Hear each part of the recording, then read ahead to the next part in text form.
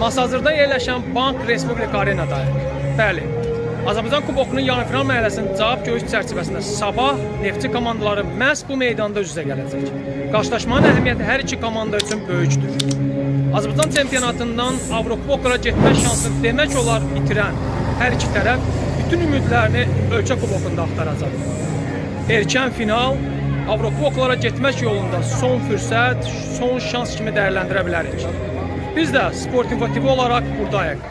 Ümid edək 90 dəqiqə gərgin, dramatik, mübariz bir maç bizi gözləyir. Qarşılaşmanın başlamasına təxminən 45-50 dəqiqə qalır. Artıq azarkeşlər arenanın yolunu tutub gördüyünüz kimi qarşılaşmaya maraq həddindən artıq böyükdür.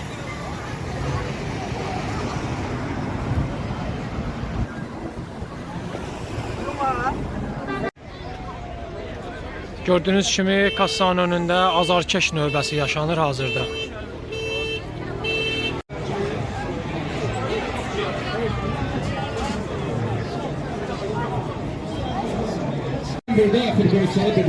Meydan sahibi Sabah komandası azarkeşləri də düşünüb. Stadion ərazisində onlar üçün əyləncəli oyunlar təşkil olunub. Və gördüyünüz kimi həmin əyləncəli oyunlara maraq heç də az deyil. Xüsusilə az yaşlı uşaqlar daha çox oynamaqda həvəslidir.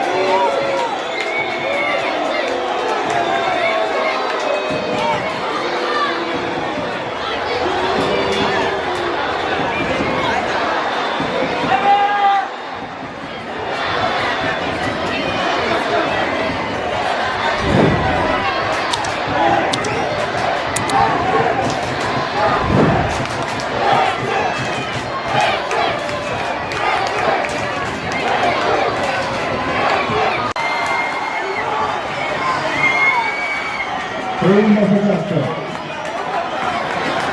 Hazırlıktan çıktı. Sabah ilk tarihinde ilk defa Hazırlıktan çıktı.